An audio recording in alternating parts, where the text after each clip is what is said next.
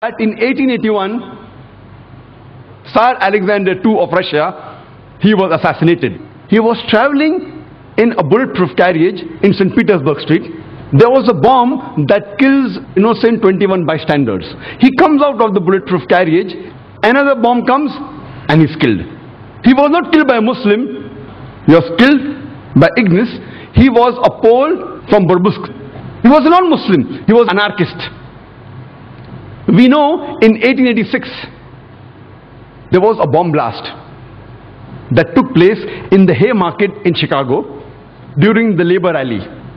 And 12 innocent people were killed. One amongst them was a policeman by the name of Dejan. Later on, 7 policemen were injured and they died in the hospital. The people responsible for this act, they were not Muslims, they were 8 anarchists, all of them non-Muslims. When we analyze the record of the terrorist attacks that have taken place in the 20th century, we know from the historical records that on the 6th of September 1901, the then President of USA, William McKinley, he was assassinated by an anarchist by the name of Leon. He was shot twice by Leon. He was a non-Muslim.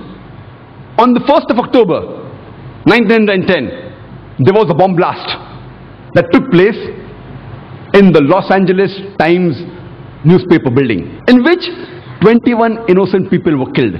The people responsible for this bomb blast, they were 2 Christians by the name of James and Joseph. They were union leaders. They were non-Muslims. We know that on the 28th of June 1914 in Sarajevo, France, the Archduke of Austria along with his wife, they were assassinated, which precipitated the World War I.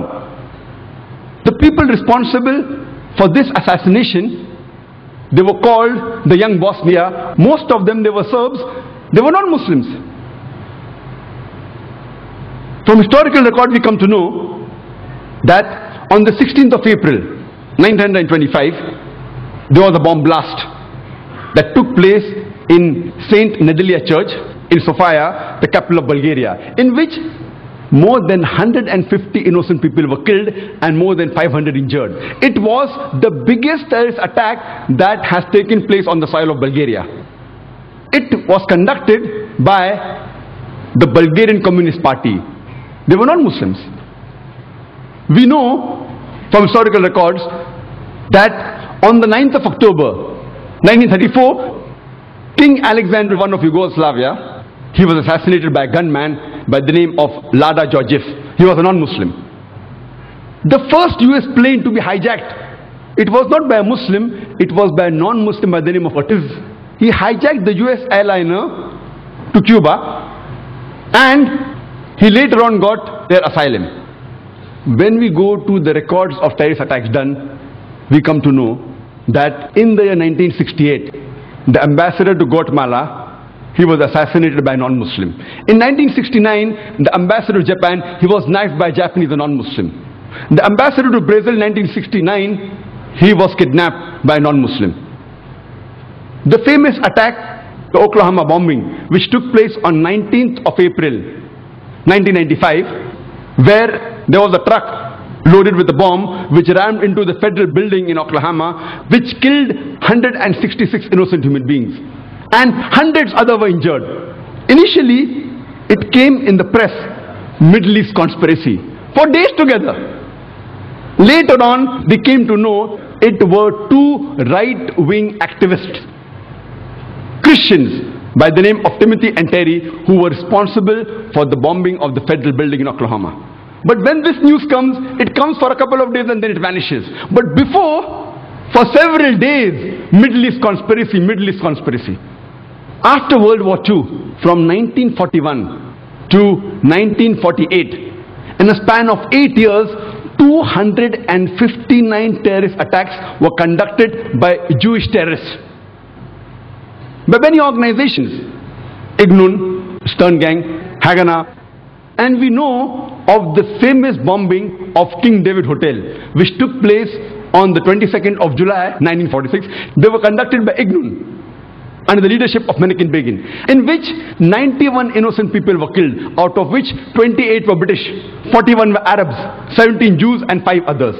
The Ignoon group, they dressed up as Arabs to show as though Muslims did the bombing. And the person responsible was Menachem Begin. And it was the biggest terrorist attack against the history of British Mandate, in which 91 people were killed. And at that time, Menachem Begin, he was called as terrorist number 1 by the British government. Later on, after a few years, he becomes the Prime Minister of Israel. And later on, after a few years, he gets the Nobel Prize for Peace. Imagine, a person who has killed hundreds and thousands of innocent human beings becomes the Prime Minister of Israel and later on gets the Nobel Prize for Peace. And most of the groups that were fighting, like Stern Gang, Ignoon, Haganah, all of these Jewish groups and the leaders like Yitzhak Rabin, Menachem Begin, Ariel Sharon, later on became prime ministers and high holding ranks in the state of Israel. And all of them, they were fighting for a Jewish state. If you see the world map, before 1945, Israel did not exist. Israel didn't exist. These Jewish groups, they were called as terrorists by the Britishers. They fought for a Jewish state. Later on, with power, they grabbed the land and they kicked the Palestinians out. And now these same people are calling the same Palestinians who are fighting for a more just cause, for getting the land back. And they are labeled today as terrorists by the Israelis. Imagine, Hitler incinerated 6 million Jews. He kicks the Jewish community out. Why should they come to Palestine? The Palestinians, they welcome the cousins with open hands. If they should take a land, they should go back to Germany. They should go back to Europe. Imagine the Palestinians, they welcome the cousins. Imagine, suppose a visitor comes to your house. Being a stranger, you welcome him in your house. After a few days, he kicks you out of the house. And when you cry at the doorstep, I want my house back, people call you a terrorist. This is exactly what has happened today. The Palestinians, they are called as terrorists for what? They only want their land back. And so-called people, most of these powerful first world countries, they are agreeing with this unjust cause. We know that in Germany, from historical records, from 1968 to 1992, the Bader-Meinhof gang, they killed several innocent human beings. In Italy, we come to know from records about the Red Brigades, which has killed several innocent human beings. They were also responsible for kidnapping the Prime Minister of Italy, Aldo Moro. And after 55 days, they killed him. Further, when we come, a similar gang, a similar terrorist outfit, we know, was also in Japan. The Japanese Red Army. They was with this cult, Om Shirito, they were with this cult. And they tried to kill thousands of people in the Tokyo subway by the nerve gas.